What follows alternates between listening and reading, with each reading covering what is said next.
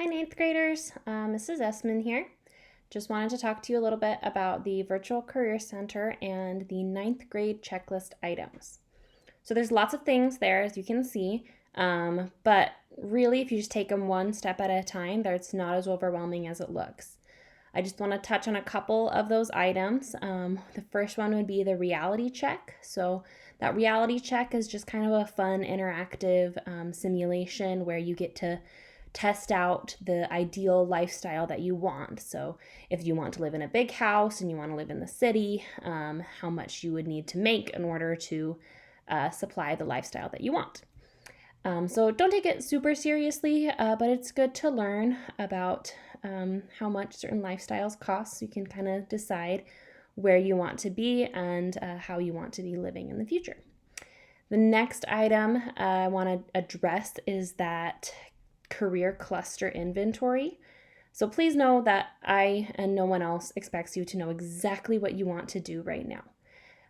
The average college student changes their major at least 3 times. I changed mine 3 times.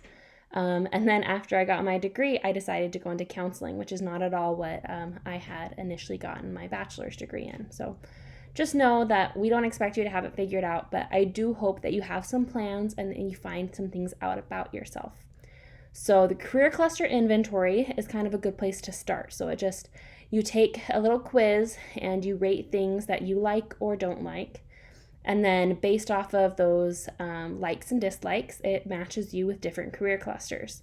Now, a career cluster is like a bigger umbrella that has lots of different jobs in it. So some of the career clusters you might see are like education and training, marketing, health science. You might see finance, agriculture, those kinds of things. And then under that cluster, there's a lot of occupations for you to pick from. Those occupations can then be matched with programs of study. That's typically what you were looking at as your like major or minor. And then you can also look at schools that have that program of study that you might be interested in. The next thing that I have on that list is to document a lot of your experiences. So I think the most difficult thing that a lot of my seniors face as they are looking to apply for scholarships and colleges is they forget all the cool stuff that they do. So as you have an experience, for example, you go to a college fair, you go to a career fair, you get a job, you volunteer somewhere, you join a club, play a sport, all those things you need to be documenting so that when it comes time for you to start applying for scholarships, to apply for jobs, to apply for colleges, you know exactly what you did and when you did it. That being said, leads me to my next point, which is the importance of saving everything. So all this is in what's called Idaho CIS, Idaho Career Information System. So this might look familiar to you guys. You may have seen it in your 8th grade year. So if you know your login to CIS, awesome. Go ahead and use that login. Just make sure you're saving everything.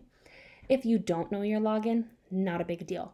Just create a new account. The instructions are that very first link that you see.